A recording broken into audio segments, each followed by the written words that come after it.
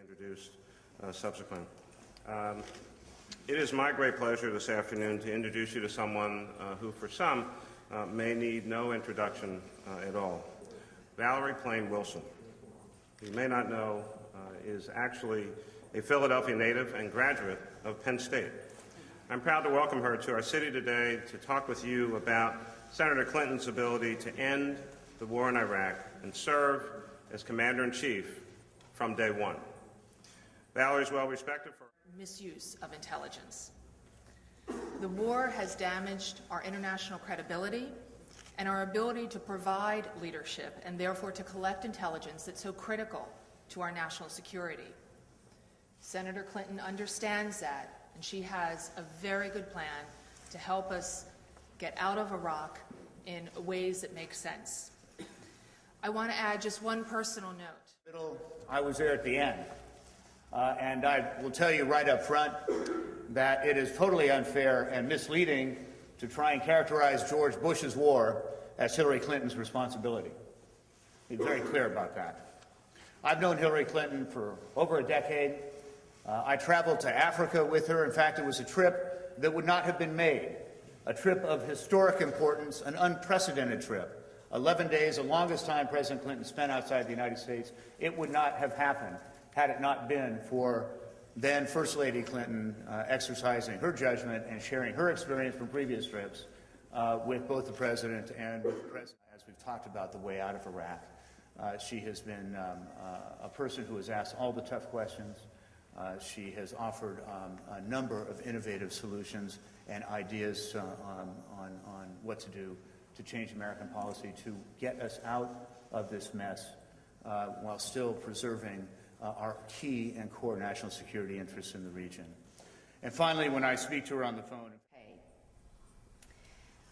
Before I get into some comments about Iraq, I want to start off by saying that I did not have a chance to see or to read yet Senator Obama's speech, but I'm very glad that he gave it. It's an important topic. You know, issues of race and gender in America have been complicated throughout our history, and they are complicated in this primary campaign. There have been detours and pitfalls along the way, but we should remember that this is an historic moment for the Democratic Party and for our country. We will be nominating the first African American or woman for the presidency of the United States. And that is something that all Americans can and should celebrate. The opportunity for days of I-95.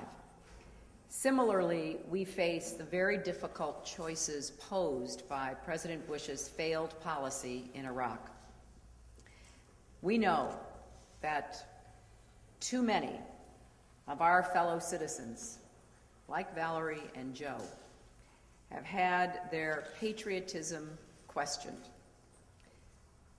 They have been maligned as un-American because they believed in the first instance that President Bush was waging a preemptive war that was not in America's interests, and now because we believe that our troops should not police Iraq's civil war.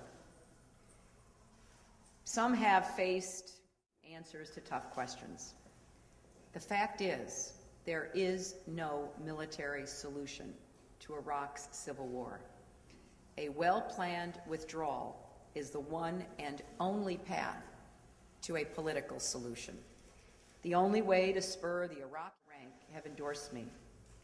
I believe that what matters in this campaign is not just the promises we've made to end the war. What matters is what we've done when it came time to match words with action. In the end, the test is not the speeches a president delivers. It's whether the president delivers on the speeches. And I will deliver. I have not and will not waver. Enough. And I've been saying this, for those of you who have covered me a long time, if we don't deal with the home foreclosure crisis, the economy will not recover. I don't know how I can say that more plainly. I mean, I've said it over and over again, and many of you have heard me reiterate it, because it is at the root of what's happening here. And economic activity, well, I think that would be a real shame. I think that, my campaign has been very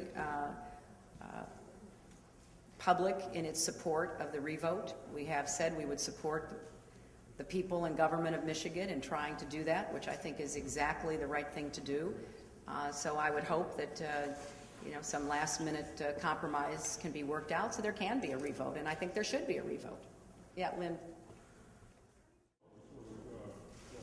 Well, I can't say I would do anything like his, because I don't know what his is, but I can tell you that I will take a look at it, and I have a lot to say about a lot of issues. Whether I give a speech or not, I can't predict right now. But thank you. Thanks.